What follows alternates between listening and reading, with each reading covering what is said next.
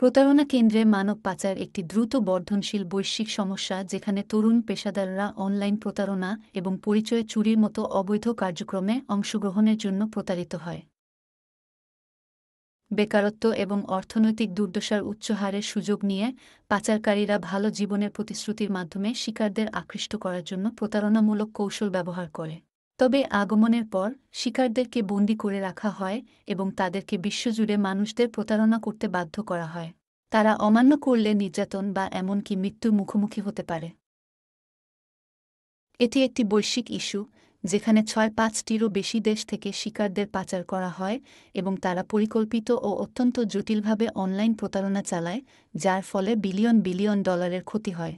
এখানে ৯টি পরামর্শ রয়েছে যা আপনাকে প্রতারণা কেন্দ্রে পাচার হওয়া থেকে বাঁচতে সাহায্য করবে।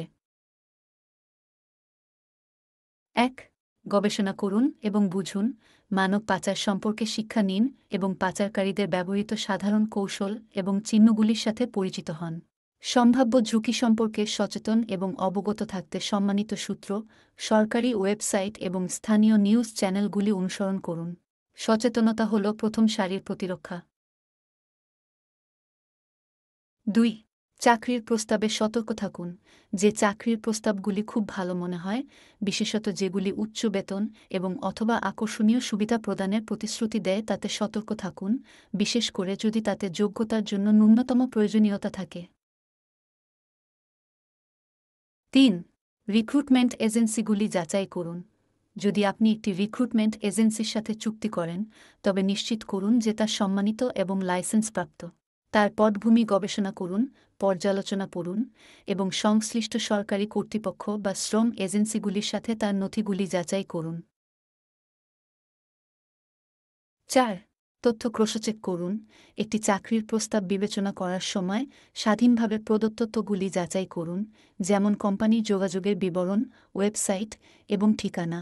সম্ভব হলে প্রস্তাবের বৈধতা নিশ্চিত করতে সরকারি চ্যানেলগুলির মাধ্যমে সরাসরি কোম্পানির সাথে যোগাযোগ করুন। ৫. অনানুষ্ঠানিক চ্যানেল এড়িয়ে চলুন।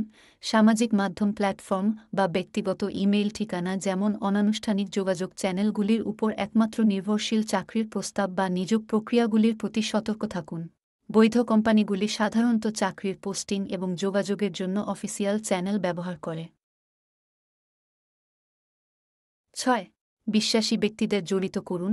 পরিবারের সদস্য, বন্ধু বা বিশ্বাসী উপদেষ্টাদের সাথে কোনো চাকরির প্রস্তাব বা সুযোগ সম্পর্কে আলোচনা করুন। তাদের মতামত এবং অন্তর্দৃষ্টি চাইবেন, কারণ তারা আপনার অবহেলিত সম্ভাব্য লাল পতাকাগুলি চিহ্নিত করতে পারে। ৭. ব্যক্তিগত নথি বা অর্থ ভাগ করবেন না।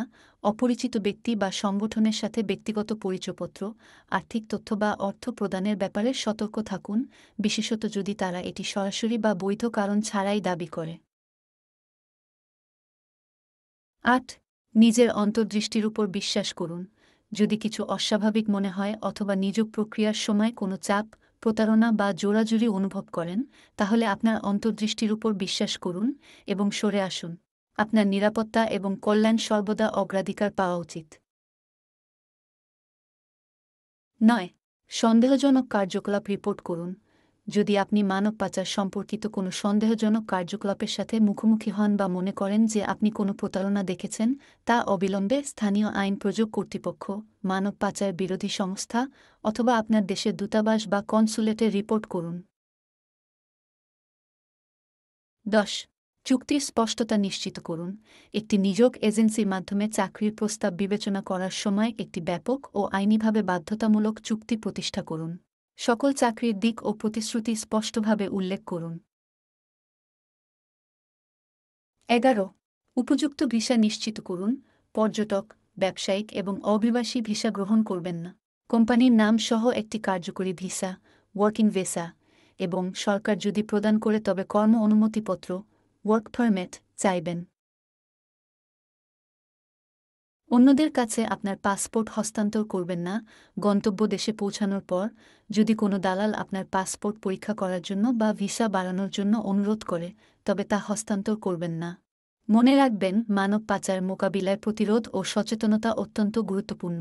সচেতন থাকা, সতর্ক থাকা এবং বিশ্বাসী সূত্র থেকে সাহায্য চাওয়ার মাধ্যমে আপনি নিজেকে রক্ষা করতে পারবেন এবং এই জঘন্য অপরাধের বিরুদ্ধে লড়াইয়ে অবদান রাখতে পারেন।